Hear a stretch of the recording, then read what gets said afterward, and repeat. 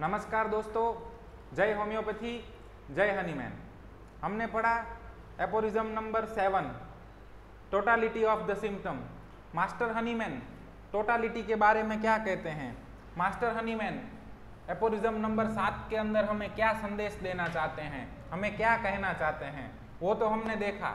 आज हम थोड़ा उससे आगे बढ़ रहे हैं और बीच में 2-3 दिन का अवकाश आ गया क्योंकि हमारे बहुत सारे साथी मित्र काम में थे और उन्होंने अभी तक वो व्याख्यान सुना नहीं है। अभी भी कुछ लोगों का बाकी है, लेकिन अभी हम उनके लिए प्रतीक्षा नहीं कर सकते हैं। सो आज का जो हमारा व्याख्यान है वो है एपोरिज्म नंबर 8 के ऊपर। क्या है एपोरिज्म नंबर 8? क्या कहना चाहते हैं हनीमैन एपोरिज्म नंबर 8 के अंदर? क्यों हनीमैन ने इतने सारे एपोरिज्म लिखे और एक एक लाइन ही लिखा है, लेकिन एक एक दो लाइन में हनीमैन ने ऐसा क्या लिख दिया है? बस इसी को फिलोसॉफी कहते हैं। फिलोसॉफी का मतलब क्या होता है? राइटिंग इन द कोडवर्ड, उसको डिकोड करना पड़ता है ना। आपने वो मूवीज देखी हैं, तिजोरी होती है, फिर वो कुछ नंबर डालने पड़ते हैं। अगर आपने सही नंबर डाले ना तो ही तिजोरी खुलती है और अंदर से खजाना निकलता है। उसी तरह ऑर्गेनन है, वो इसी तरीके से लिखा गया है कि उसमें योग्य इंटरप्रिटेशन आपको करना पड़ेगा, आपको उस तरीके से नंबर डालने पड़ेंगे, तभी जाके वो हनीमैन क्या कहना चाहते हैं वो पूरा खजाना खुल जाएगा। तो आज एपोरिज्म नंबर 8 ये हमारे एक मित्र ने गिफ्ट किया है हमारी गुरुकुल फैमिली को। सो आपको जब भी टाइम मिले तो विजिट कीजिए homeopathicgurukul.com। Organon means an instrument of thought, especially a means of reasoning or a system of the logic। और इंस्ट्रूमेंट, ऑर्गेनन का मतलब क्या है? एक वेपन है, एक इंस्ट्रूमेंट है, एक साधन है। किसके लिए ये साधन है?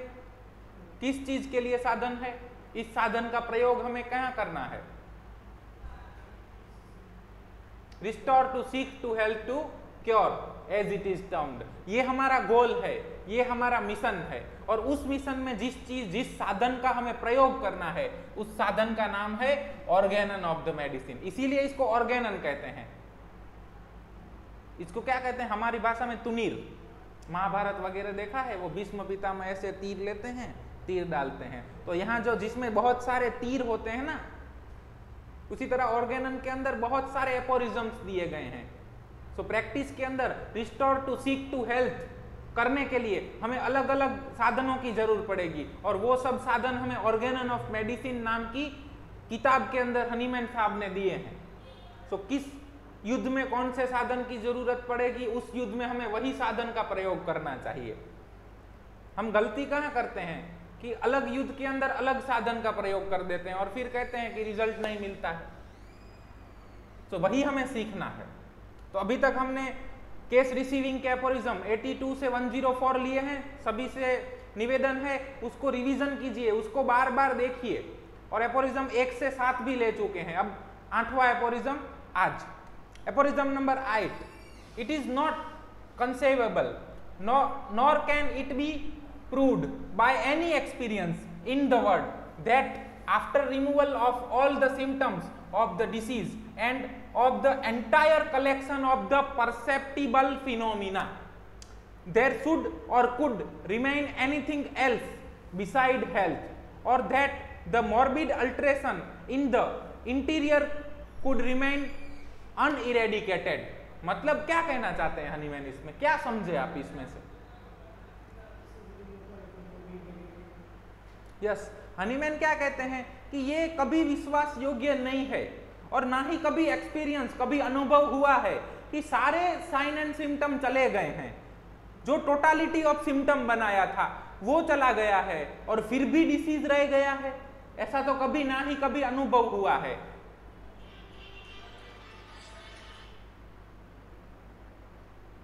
कभी ऐसा अनुभव ही नहीं हुआ है। सो हनीमैन इस एपोरिज्म को कब लिखते हैं? कब हनीमैन ने इस एपोरिज्म को लिखा है और उनको ये एपोरिज्म लिखने का जरूरत क्यों पड़ा? क्योंकि तब हनीमैन को और होम्योपैथी को क्रिटिसाइज किया गया। और अगर आप स्टूडेंट हैं तो आपके लिए 5 मार्क का शॉर्ट नोट भी आता है, यूफ्लेन्स कमेंट। और यूफ्लेन ने क्या कमेंट किया था?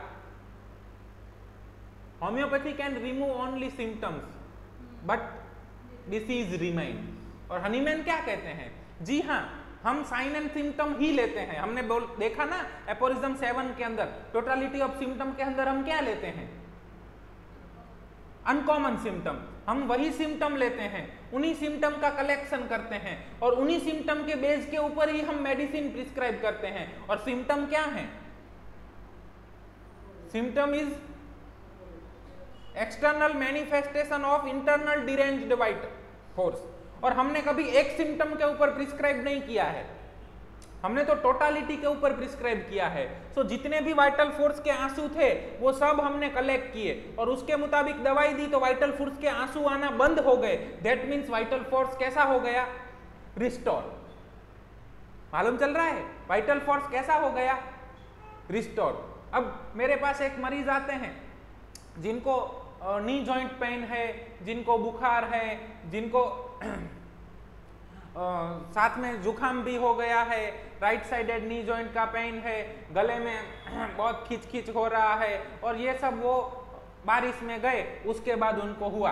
अब मैं सिर्फ गले को फोकस करके ऐसा मेडिसिन दूं कि जो सिर्फ गले के ही असर करे और उनका गले का खिंच खिंच अच्छा हो जाए लेकिन नी जॉइंट पेन ऐसा ही रहे, तो is it cure?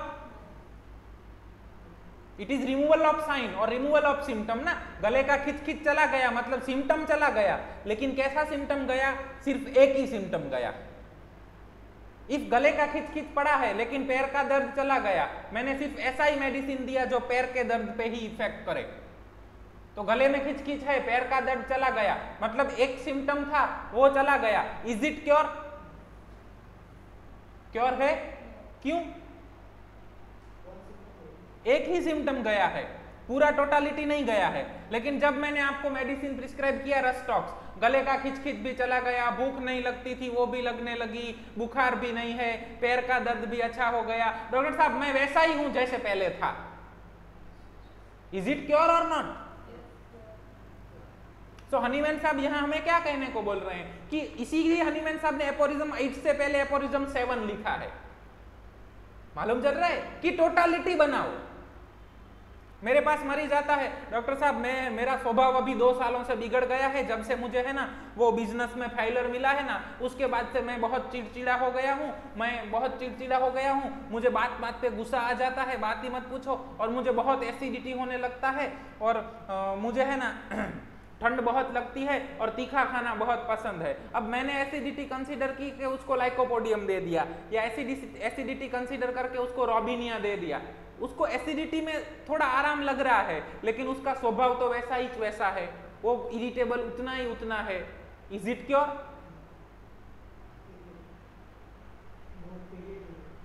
Not a cure. क्यों? क्योंकि टोटालिटी बना के प्रिस्क्रिप्शन नहीं किया है, सिर्फ एक ही सिम्टम या nosological name of the diagnosis के ऊपर प्रिस्क्रिप्शन किया गया है। इसीलिए हनीमैन ने एपोरिज्म 8 से पहले एपोरिज्म 7 लिखा। सो आप ये व्याख्यान देखने से पहले एपोरिज्म 7 का व्याख्यान देखिए कि what is totality of symptom. और टोटालिटी ऑफ सिम्टम, अब आपने टोटालिटी ऑफ सिम्टम बनाया कि चिली पेशेंट है, ठीक है, स्पाइसी डिजायर है, एलिमेंट्स बिजनेस फेलियर आफ्टर है, इरिटेबल एट स्लाइटेस्ट मैनर है, इरिटेबल एट ट्राइफल्स है, एसिडिटी है, स्लीप ऑन बैक है, कुछ भी ऐसे 8, 10, 5, 4, 3 सिम्टम का टोटालिटी बनाया। मेडिसिन आया नक्सवमी का, अब आपने उसको नक्सवमी का प्रिस्क्राइब किया, उसने आपको आके बोला डॉक्टर साहब अब तो एसिडिटी में भी आराम है, मेरा नेचर भी धीरे धीरे सुधर रहा है, अभी मुझे गुस्सा पहले से थोड़ा कम आने लगा है। इज इट रिकवरी और नॉट? और 3-4 महीने के बाद मरीज आके बोलेगा डॉक्टर साहब अब मैं बिल्कुल पहले जैसा हो गया हूं, मैंने कल रात को तला हुआ मिर्च भी खाया तो भी मुझे एसिडिटी नहीं हुआ है और अभी तो मेरे को गुस्सा भी नहीं आ रहा है, मैं जैसा पहले था वैसे हो गया। इज इट क्योर और नॉट? मालूम चल रहा है? तो हनीमैन साहब क्या कह रहे हैं कि हमें क्या लेना है, पेशेंट एज ए होल, और पेशेंट एज ए होल लिया, उसमें से अनकॉमन सिम्टम निकालो। मालूम चला? अनकॉमन सिम्टम निकाले और सिमिलिमम दिया। और सिम्टम क्या है? It is tear of vital force, it is outward reflection of internal deranged vital force. सारे साइन एंड सिम्टम चले गए, that means vital force restore हो गया। हनीमैन यहां पे एक सिम्टम चले जाने का या चीफ कंप्लेन में आराम देने की बात नहीं कर रहे हैं। हनीमैन ने यहाँ पे बात किस चीज का किया है? सारे के सारे सिम्टम चले गए। अब सारे के सारे सिम्टम चले गए तो वहां पे क्या बचेगा? Restored vital force. और आगे हम देखेंगे कि वाइटल फोर्स क्या है। वाइटल फोर्स हेल्थ को मेंटेन करता है। What is health? It is it is a state ना। Health is a state. अब मैं आपको बोलूंगा कि हमारे घर है ना, उसके अंदर लाइट नहीं है और बहुत अंधेरा अंधेरा है, इतना अंधेरा घना है कि बात मत पूछो, वहां मुझे भूतों का डर लगता है, रस्सी भी पड़ी हो तो अंधेरे को अंदर सांप जैसी लगती है। ठीक है, फिर आपने आप गए वहां पे, जाके आपने दिए कर दिए मेरे पूरे घर में। अब दिए कर दिए तो पूरे घर में प्रकाश प्रकाश प्रकाश प्रकाश हो गया। अब ना ही मुझे डर लग रहा है, ना ही वहां पड़ी हुई रस्सी मुझे सांप दिखाई दे रही है। तो वहां पे अब क्या बचा? अंधेरा चले जाने के बाद क्या बचा? उजाला। मालूम चल रहा है? सो डिसीज चले जाने के बाद क्या रहता है? So disease is nothing else, but it is a disequilibrium in the health or absence in the health. It is deviation. मालूम चल रहा है? डिसीज का मतलब क्या है? अंधेरे का मतलब क्या है? Absence of light. अंधेरे का अपना कोई स्वतंत्र अस्तित्व नहीं है। स्वतंत्र अस्तित्व अंधेरे का नहीं है। अंधेरा क्या है? एब्सेंस ऑफ लाइट, वहां पे प्रकाश नहीं है, उजाला नहीं है। उसी तरह से डिसीज क्या है? It is absence of health. It is disequilibrium in the health. और आप अगर वहां पे दिया करते हैं तो अंधेरा अपने आप गायब हो जाता है ना। सो जो भी अंधेरे के साइन एंड सिम्टम थे, डर लगना, भूत लगना, रस्सी के बजाय सांप लगना, वो सब क्या थे? वो साइन एंड सिम्टम ऑफ अंधेरा थे। तो अब अंधेरा ही चला गया तो साइन एंड सिम्टम ऑटोमेटिक चले गए, और साइन एंड सिम्टम चले गए तो वहां पे क्या रहा? प्रकाश। तो उसी तरीके से डिसीज इटसेल्फ चला गया, वाइटल फोर्स रिस्टोर हो गया, तो साइन एंड सिम्टम अपने आप चले गए। अब साइन एंड सिम्टम ही चले गए, इसका मतलब क्या बचा? हेल्थ। क्लियर? हनीमैन की बात समझ रहे हैं? हनीमैन ऐसा नहीं कह रहे हैं कि साइन एंड सिम्टम को निकाल दो तो आपकी हेल्थ आ जाएगी। हनीमैन क्या कह रहे हैं कि अपनी हेल्थ लाओ तो साइन एंड सिम्टम अपने आप चले जाएंगे। ये दो चीजों में काफी अंतर है। अब बहुत अंधेरा है तो अंधेरा घना है, अंधेरा घना है, अंधेरा घना है, ऐसा बोलने से कुछ होगा? बार बार बोलेंगे यार हमारे यहाँ तो बहुत अंधेरा है, अंधेरा है, सब बच्चों को डर लग रहा है, ये हो रहा है, वो हो रहा है, ये हो रहा है, चलो हम बाल्टी लेके अंधेरे को उलेचते हैं, इससे अंधेरा कम हो जाएगा। अंधेरा है, ये अंधेरा कहां से आया, ढूंढो, ये अंधेरा कहां से आया, कहां से आया, हम इस अंधेरे को मिटा के रहेंगे, इस अंधेरे का कॉज हमें मिल जाए ना तो हम इस अंधेरे को हटा देंगे। अंधेरा हटेगा? अंधेरा हटाने के लिए क्या करना पड़ेगा? दिया जलाना पड़ेगा। उसी तरीके से हनीमैन ने एपोरिज्म नंबर 1 के अंदर ही कह दिया है, don't make theoretical medicine. Hypothesis create मत करिए कि डिसीज कहां से आया, कैसे हुआ, किस तरीके से हुआ, क्यों हुआ। साइन एंड सिम्टम लीजिए और मेडिसिन दीजिए, दिया जलाइए। कोई नहीं कह रहा है, लोगों को हमारे सिद्धांतों पे भरोसा नहीं है तो हमारा सिद्धांतों पे से हमारा भरोसा क्यों विचलित होता है? अंधेरा कितना भी घना हो, दिए का कर्तव्य क्या है? उजाला देना, प्रकाश देना। उसी मुताबिक कितने भी डिसीज हो, कितने भी समाज के अंदर रोग हो, कितनी भी मान्यताएं हो, कितना भी गलत होता हो, एज अ होम्योपैथ हमारा कर्तव्य क्या है? हेल्थ देना। और हेल्थ कहां से देंगे? With similimum. तो हमें उसके साथ अपना टाइम बिताना है, हमें अपना काम करते जाना है, दिया जलाते जाना है। क्लियर हो रहा है हनीमैन की बात? हनीमैन एपोरिज्म नंबर 8 में क्या कह रहे हैं कि ऐसा बन ही नहीं सकता है कि दिया चल रहा है, उजाला हो रहा है और फिर भी अंधेरा रह गया हो, क्योंकि अंधेरा नहीं रह सकता, क्योंकि अंधेरे का कोई स्वतंत्र अस्तित्व ही नहीं है। तो अगर दिया जल रहा है इसका मतलब अंधेरा नहीं है, अगर हेल्थ है इसका मतलब डिसीज नहीं है, और अगर साइन एंड सिम्टम नहीं है तो इसका मतलब वही हुआ कि वाइटल फोर्स रिस्टोर हो चुका है, दिया जल चुका है, अंधेरा नहीं है। क्लियर? समझ आ गया? अब हनीमैन साहब ह्यूफलेंड साहब को क्रिटिसाइज कर रहे हैं। When a patient has been cured of his disease by a true physician, again true physician, who is true physician? Aphorism number 3.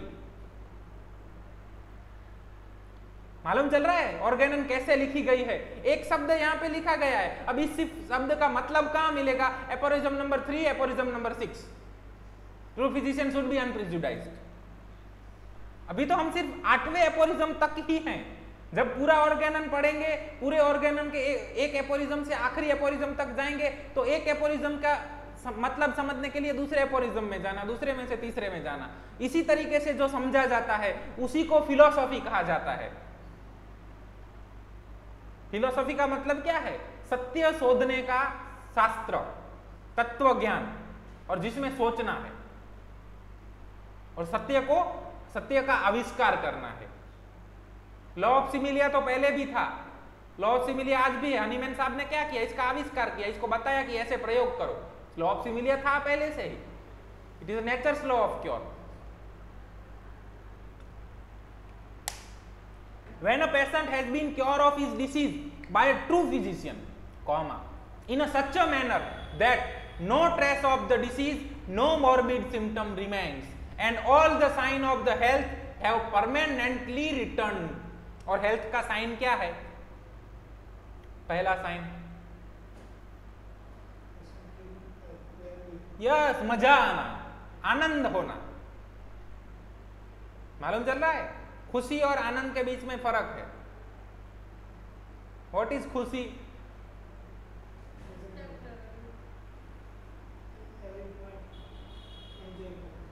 Yes, खुशी का मतलब क्या है और आनंद का मतलब?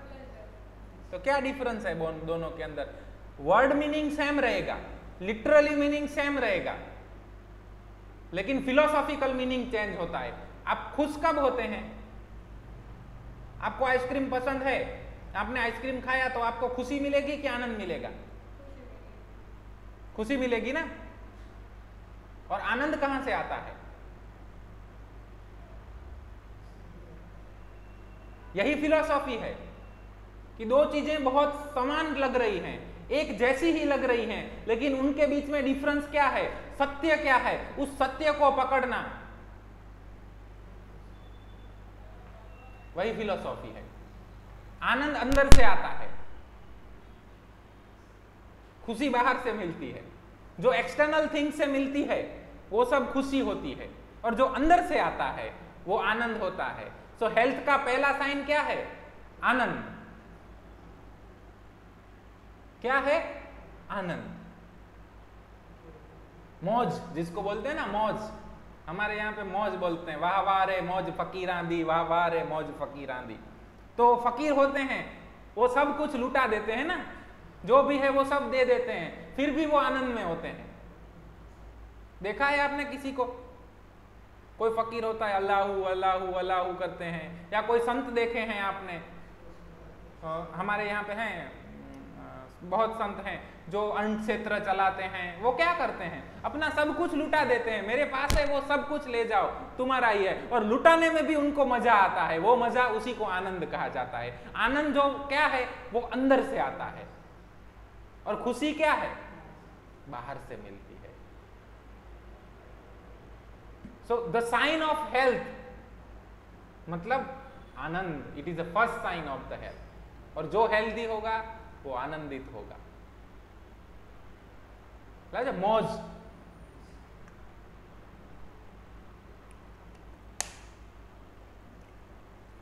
क्लियर? इसके अलावा हेल्थ के और साइन क्या हैं? All functions and structure are normal in the equilibrium. अगर आपको ऐसा मिल गया, आपने देखा कि दिए जल रहे हैं, इसका मतलब अब अंधेरा नहीं है।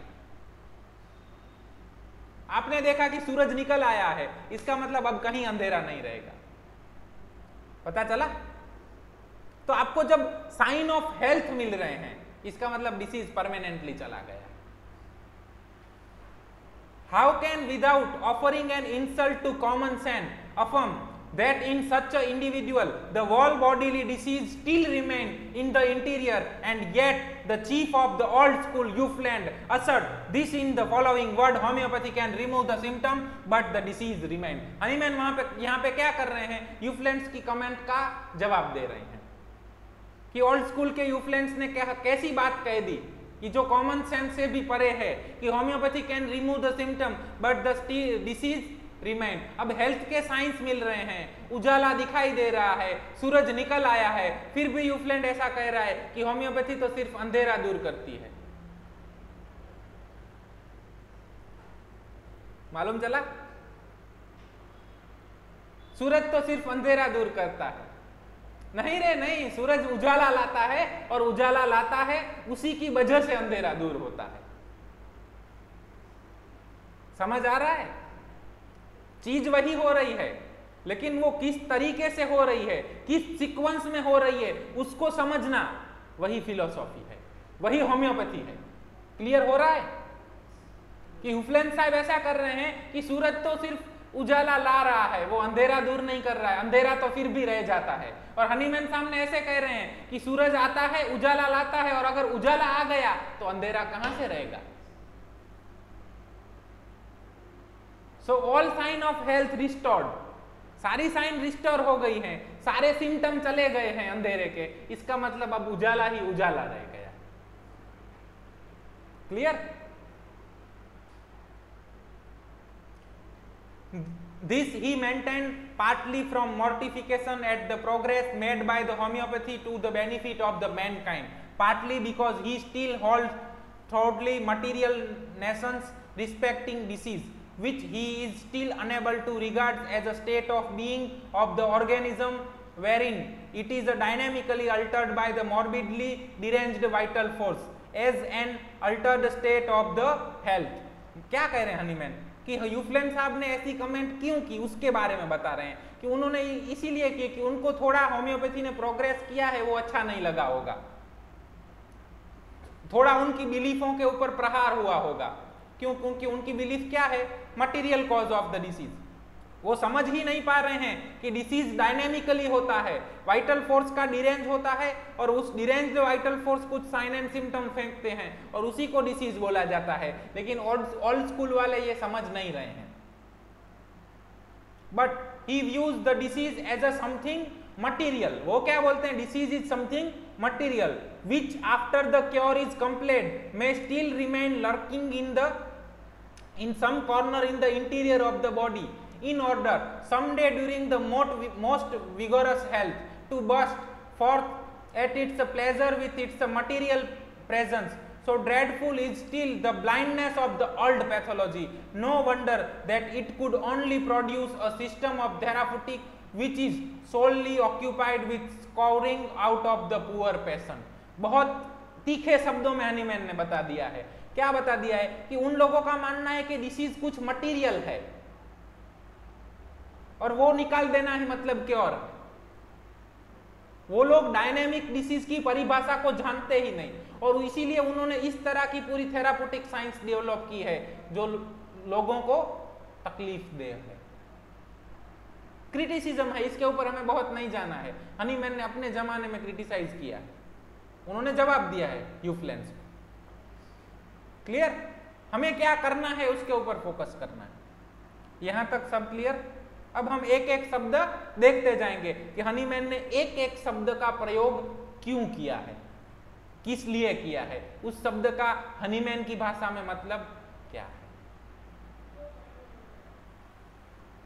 कंसेविबल मतलब क्या? पॉसिबल टू इमेजिन और बिलीव, कल्पनीय और विश्वास योग्य. और हनीमैन ने क्या कहा कि ये कतई कल्पनीय नहीं है और कतई विश्वास योग्य नहीं है कि साइन एंड सिम्टम पूरी तरह से चले जाएं, हेल्थ रिस्टोर हो जाए और फिर भी डिसीज पड़ा रहे. मालूम चल रहा है? कतई ये विश्वास के योग्य ही नहीं है. इसकी तो कल्पना भी नहीं की जा सकती कि सूरज उग जाने के बाद भी अगर अंधेरा रह जाता हो.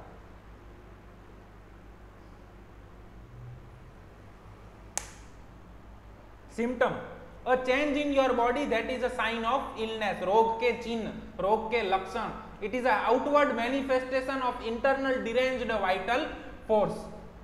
डिसीज मतलब रोग, डिसीज का मतलब यहाँ हनीमैन का मतलब कहा है, डिसीज का मतलब there is totality of symptom, totality of uncommon symptom known as the disease. जो कॉमन नहीं है वो डिसीज्ड है, वो अनकॉमन है, और उसके सिम्टम्स जो अनकॉमन सिम्टम है वो डिसीज्ड सिम्टम है, और वो सब अनकॉमन अगर कॉमन हो जाता है इसका मतलब डिसीज चला गया। सब अनकॉमन का कॉमन हो जाना, हमने एक साइन का या एक सिम्टम का चला जाना नहीं कह रहे हैं, ठीक है। मुझे यहाँ पे वैसे कुछ नहीं होना चाहिए, लेकिन अगर मुझे यहाँ पे मस्सा है, स्किन टैग है, ठीक है, और मुझे मेरा स्वभाव ऐसा है कि मैं बात बात पे चिढ़ जाता हूं, अभी बिजनेस फेलियर के बाद ही मुझे ऐसा हुआ है और इस मसे में से ब्लीडिंग हो रहा है, पहले नहीं होता था अभी हो रहा है, ठीक है। आपने क्या किया, आए और मसे को निकाल दिया, इज इट क्योर? क्यों? सिम्टम तो चला गया ना, सिम्टम तो चला गया, लेकिन वो जो इरिटेबल था वो हो रहा है, और अब मुझे ब्लीडिंग पर रेक्टम शुरू हुआ। पहले मेरे मसे में से ब्लीडिंग हो रहा था, अब मुझे स्टूल के साथ ब्लीडिंग हो रहा है, मतलब जो ब्लीड था वो भी रह गया। मालूम चल रहा है हनीमैन किस चीज की बात कर रहे हैं?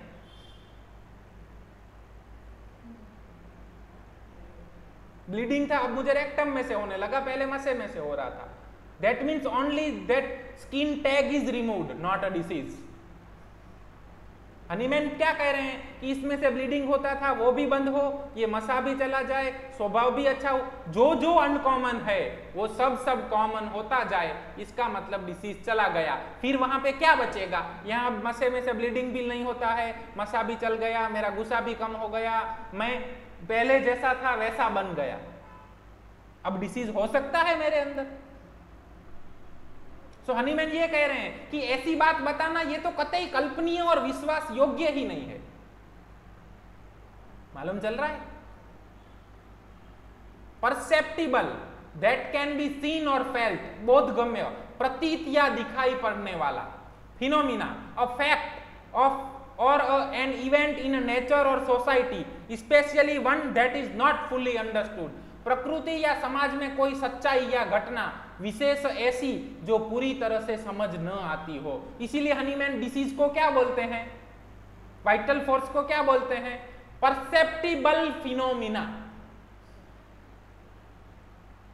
देखते हैं हम क्या कहते हैं Hahnemann.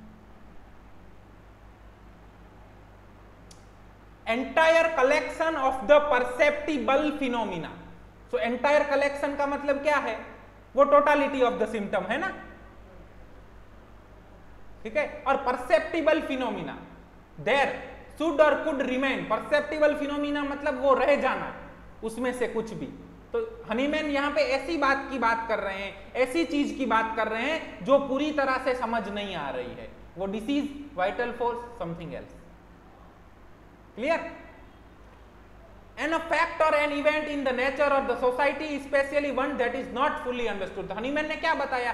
Collection of perceptible phenomena, ऐसी बातों का कलेक्शन जो समझ में नहीं आ रही है, पूरी तरह से समझ में नहीं आई हुई है, जो सत्य पूरी तरह से हम नहीं जान चुके हैं। हनीमैन क्या कहते हैं? अनकॉमन सिम्टम की टोटालिटी बनाई, किसी को 10 अनकॉमन मिले, किसी को 5 मिले, किसी को 7 मिले, किसी को 17 मिले। इसका मतलब पूरी तरह से नहीं मिले हैं ना, शायद 17 वाले को भी 2-4 कम मिले हों, अगर उससे ज्यादा कोई मेहनत करे तो उसको 27 भी मिल सकते हैं, मतलब जो पूरी तरह से नहीं आया है। इसीलिए हनीमैन ने यहां पे शब्द का प्रयोग किया है फिनोमिना। पूरी तरह से समझ में नहीं आया है, लेकिन जितना समझ में आया है उस पे से हमें उसको क्या देना है? सिमिलिमम। क्लियर? क्यों हनीमैन ने शब्द फिनोमिना का प्रयोग किया है? कि पूरी की पूरी जिंदगी, पूरी की पूरी जनरेशन का, सब रोगों का अगर कलेक्शन किया जाए तब भी मायाजम के सब प्रकार के सिम्टम का कलेक्शन नहीं हो सकता है।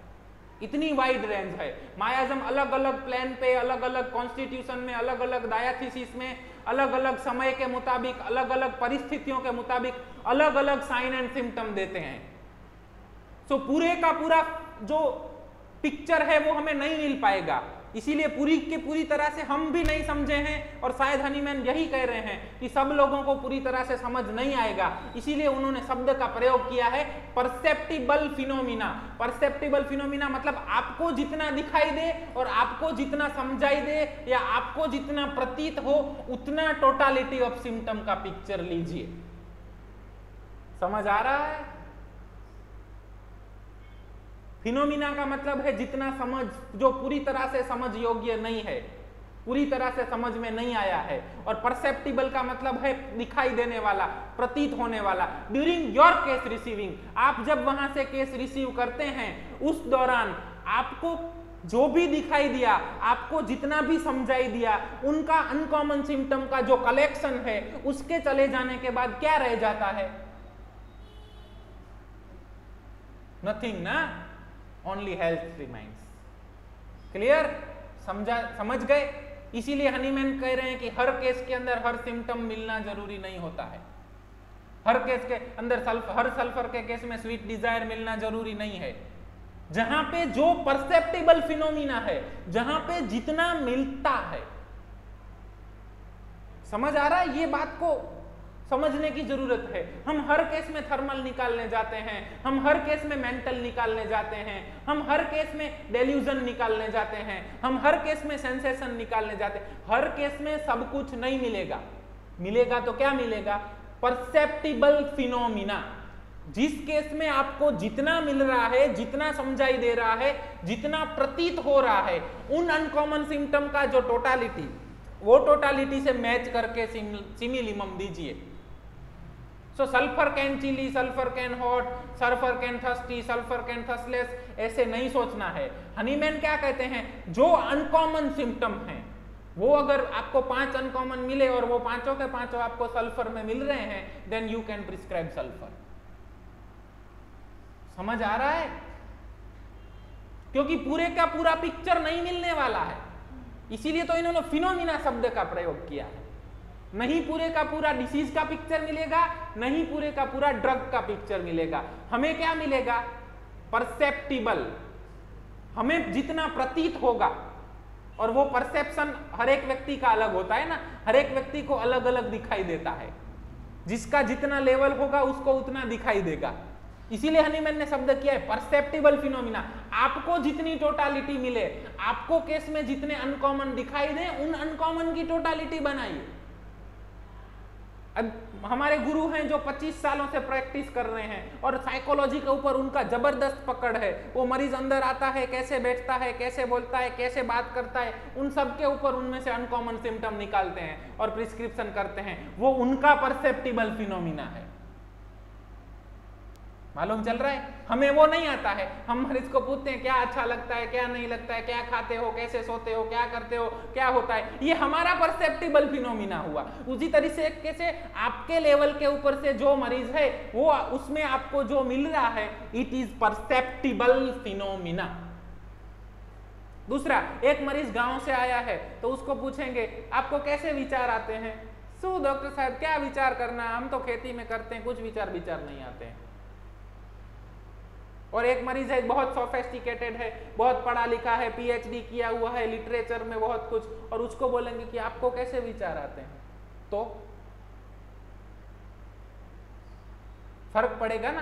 तो जैसे फिजिशियन का अपना परसेप्टिबल फिनोमिना है, वैसे मरीज का अपना परसेप्टिबल फिनोमिना है। हर मरीज आपको हर तरीके के सिम्टम नहीं देगा। जिस मरीज में से जिस तरीके से जो सिम्टम मिले और आप उसमें से जो प्रतीत कर पाए, आप उसमें जो देख पाए कि इट इज अनकॉमन, उन सब का टोटालिटी बनाना है। It is known as perceptible phenomena. एक शब्द ही लिखा है हनीमैन ने, परसेप्टिबल फिनोमिना, लेकिन उसमें वो क्या कहना चाहते हैं वो बात हम आप तक पहुंचाने जा रहे हैं। पहुंच रहा है? समझ पड़े छे? सो हम जब प्रोटोकॉल बना के प्रिस्क्रिप्शन करते हैं ना, तो उसमें हम हर मरीज में कुछ सिम्टम पकड़ने जाते हैं। सो हर मरीज के अंदर या हर समय हर वही सिम्टम नहीं मिलने वाले हैं।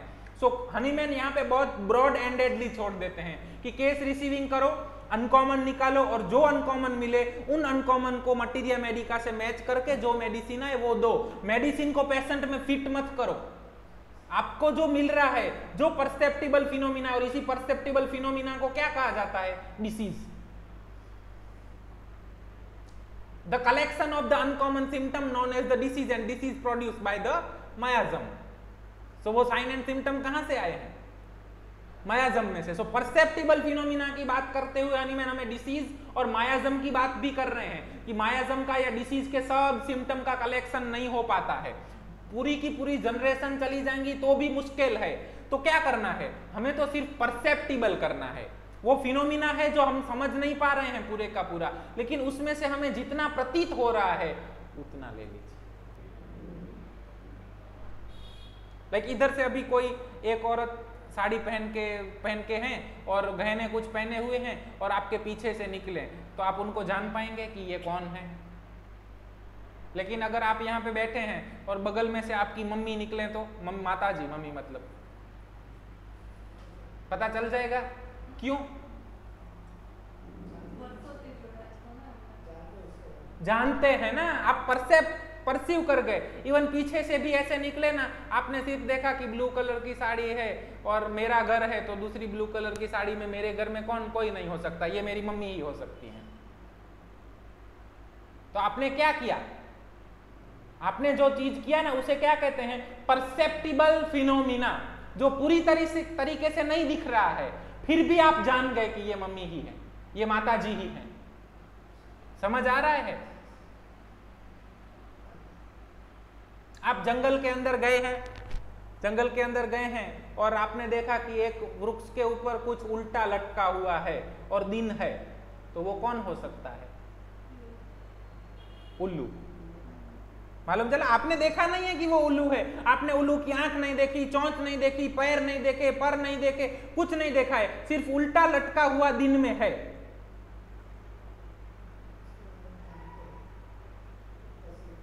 आपने क्या किया? पूरा सत्य आपने उल्लू को जांच परख नहीं की है ना, आपने परसेप्ट किया अपने नॉलेज के ऊपर से। सो परसीव कहां से होगा? अपने इंफॉर्मेशन और नॉलेज के यहां से। सो डिसीज का जितना ज्यादा इंफॉर्मेशन, नॉलेज और एक्सपीरियंस, आपको एक्सपीरियंस है कि दिन में ज्यादातर पक्षी उल्टे नहीं लटके होते हैं, वो बाहर जाते हैं। उल्लू ऐसा पक्षी है जो दिन में उल्टा लटका हुआ होता है। मालूम चला? सो उल्टा लटका हुआ, दिन में उल्टा लटका हुआ और ऊपर पेड़ के ऊपर लटका हुआ, ये 3 सिम्टम का टोटालिटी बनाया तो मेडिसिन आई उल्लू। आपने उल्लू के बारे में नहीं जाना है। उल्लू का जब आप पढ़ने जाएंगे ना लिटरेचर के अंदर, उल्लू इतने सेंटीमीटर लंबा होता है, इतने सेंटीमीटर चौड़ा होता है, यहाँ पाया जाता है, इसके पैरों की लंबाई ऐसी होती है, इसका कलर ऐसा होता है, उल्लू की इतनी प्रजातियां होती हैं, उल्लू ये होता है, वो होता है, वो खाने में ये लेता है, पीने में ये लेता है, और रात को ऐसे निकलता है, उल्लू ऐसी ऐसी आवाजें करता है, उल्लू ये, उल्लू वो, उल्लू ये, पूरे के पूरे पन्ने के पन्ने उल्लू की इंफॉर्मेशन से भरे होंगे। लेकिन आपको उल्लू के पहचानने में क्या काम आया? मालूम चला? तो जब आप सल्फर का मटीरिया मेडी का पढ़ेंगे तो उसके अंदर आपको पेजिस ऑफ इंफॉर्मेशन सल्फर के बारे में मिलेगी। लेकिन हनीमैन नहीं कह रहे हैं कि ये पूरी की पूरी इंफॉर्मेशन पेशेंट में मिलनी चाहिए। हनीमैन क्या बता रहे हैं कि ये तो आपको इंफॉर्मेशन जरूरी है, इसको पढ़ के रखो, और जब आप पेशेंट देखो तब आपको मालूम हो जाना चाहिए कि यहाँ पे सल्फर आती है, ये उल्लू है। मालूम चला? और वो कब होगा? बार बार पढ़ना। आपने मम्मी को कैसे पकड़ लिया? ब्लू कलर की साड़ी, मेरे घर के अंदर, और 40-45 साल की औरत, कौन हो सकता है? मम्मी। तो ये 3 सिम्टम हुए, इसको क्या बोलते हैं? PQRS। और इन 3 सिम्टम का कलेक्शन, इसको क्या बोलते हैं? टोटालिटी।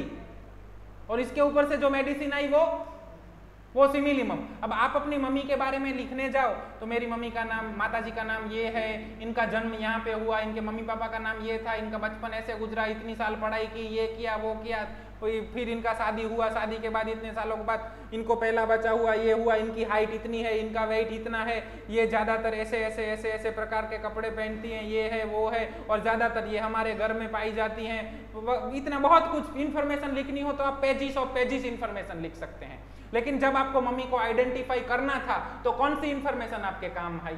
2, 3, 4, 5 सिम्टम। मालूम हुआ? और आपने क्या किया?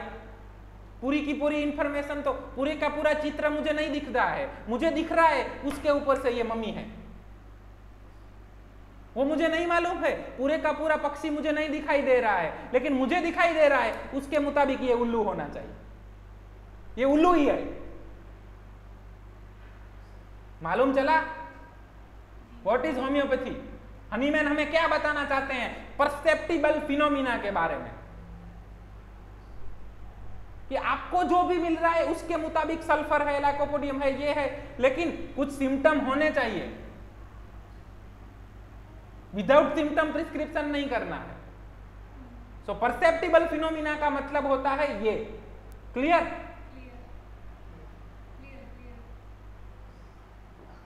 Health, the condition of the persons body and mind, व्यक्ति के शरीर या मन की स्वस्थ सेहत, it's equilibrium, it is state of well being, अच्छा महसूस होना ही हेल्थ है। Morbid, showing interest in unpleasant thing, for example disease and death, अप्रिय वस्तु जैसे मृत्यु, रोग या खराबी में रुचि रखने वाले। तो डिसीज को क्या कहा जाता है? Morbid phenomena. मॉर्बिड मतलब कैसा? जो मृत्यु में इंटरेस्ट रखने वाला है वो खराब, और फिनोमिना का मतलब क्या? जो बहुत क्लियरली समझ में आया नहीं है वैसा। जो मनुष्य को या किसी जीव को मृत्यु की तरफ गति करवा रहा है लेकिन अच्छे से समझ में नहीं आया है, उसको क्या कहते हैं? डिसीज, और नॉन एज अ मायास। क्लियर हो रहा है? वाइटल फोर्स क्या करेगा?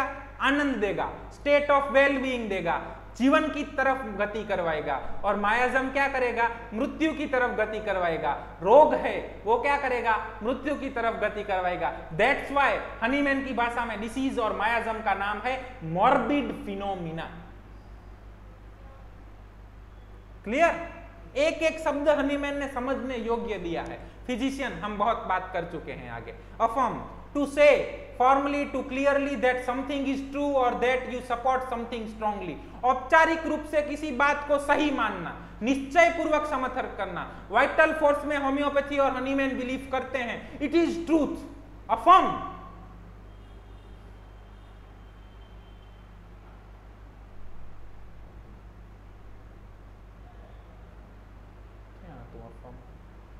affirm that in a such an individual the whole bodily disease still remain in the anterior, and yet the chief of the old school Eufland ascertained this is the following word: homeopathy can remove the symptom but the disease remain. Hello? Strongly believe. Mortification, अपमान, अवमानता। Mortification मतलब उनको अपमान लगा होगा, जो भी जिन्होंने ऐसा कमेंट किया उनको हनीमैन ऐसा कह रहे हैं। Material, a substance that can be used for making और डूइंग समथिंग। मटीरियल का मतलब क्या है? पदार्थ। मालूम चल रहा है?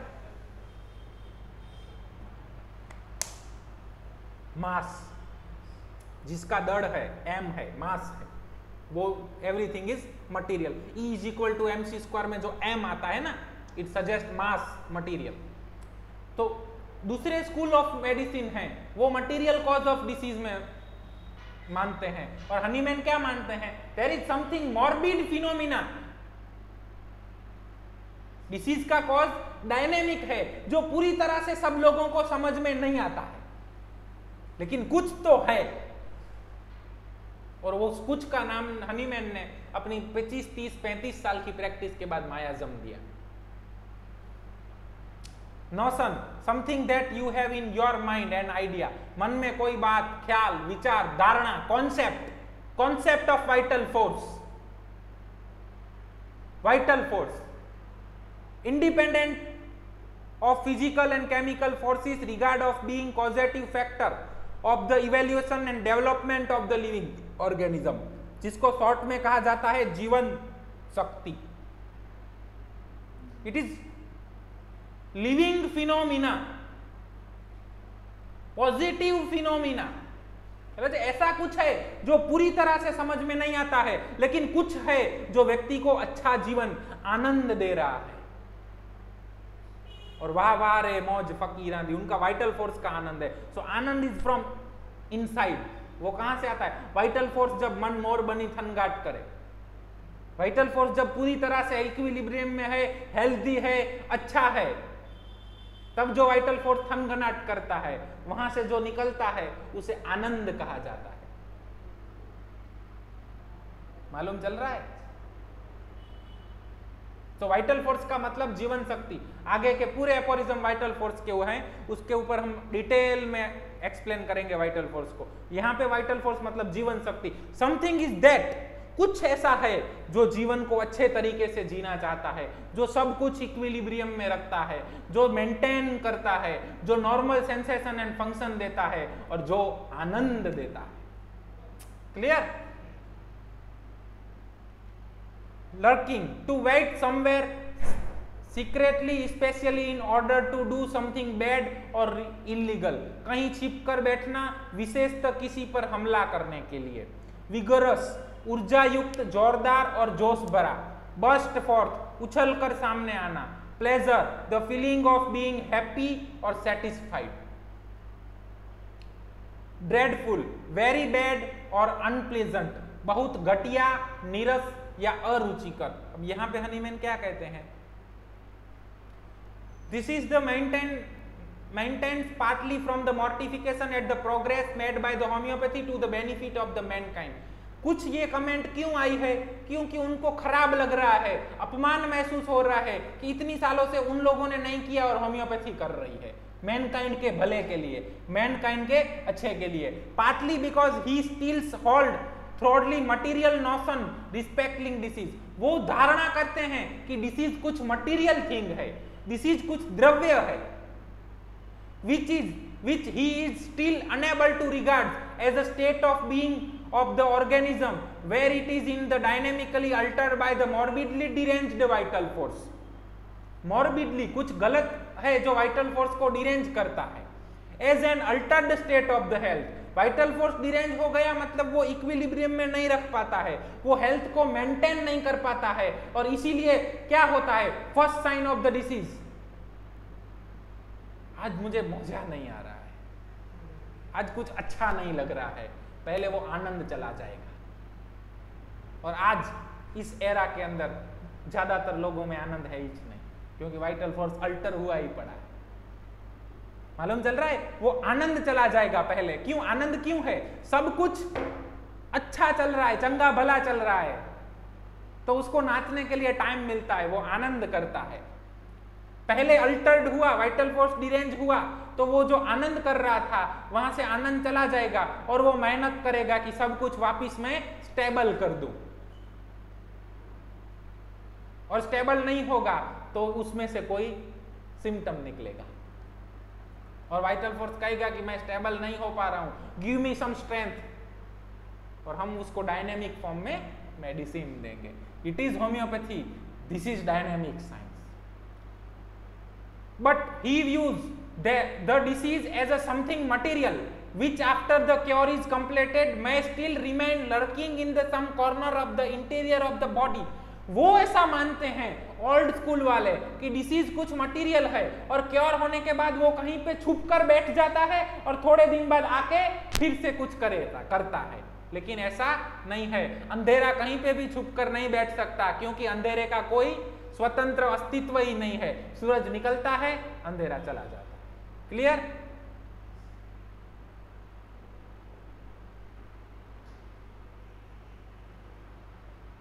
थेरापुटिक, helping to cure an illness, बीमारी को ठीक करने वाला। थेरापुटिक साइंस, जो साइंस बीमारी को ठीक करते हैं उन सबको थेरापुटिक साइंस कहा जाता है। Scouring, to search a place very carefully because you are looking for somebody something, व्यक्ति या वस्तु की खोज में किसी स्थान की बारीकी से या गहराई से तलाश लेना। यहां पे हनीमैन हमें क्या बता रहे हैं? Some day during the most vigorous health to burst forth, and it's a pleasure with its a material presence. So dreadful is still the blindness of the old pathology. No wonder that it could only produce a system of therapeutic which is solely occupied with scouring out the poor patient। Clear?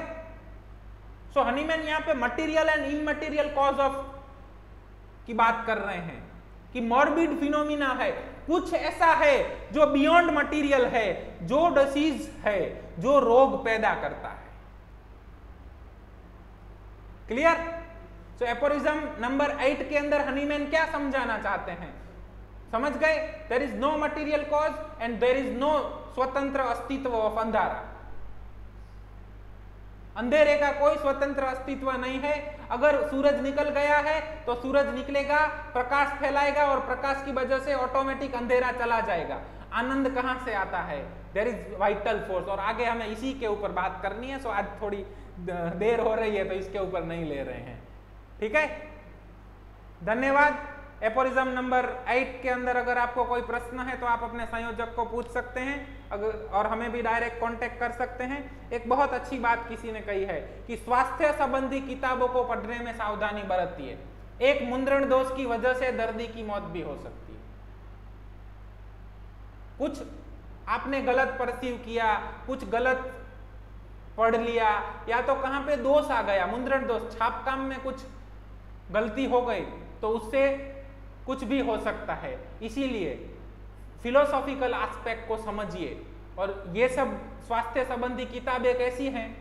खजाने जैसी हैं, इनके ऊपर cord लगा हुआ है, तिजोरी जैसी हैं। हनीमैन ने जो कॉर्ड लगाया है वो कॉर्ड हम लगाएंगे तो पूरा खजाना खुलेगा और अंदर से सब कुछ निकलेगा। अगर वो कॉर्ड नहीं लगाएंगे तो खुलेगा नहीं। सिर्फ और सिर्फ इसी तरह से मेरे बुक्स पढ़े जाने का कोई मतलब नहीं होता है। धन्यवाद। जय होम्योपैथी।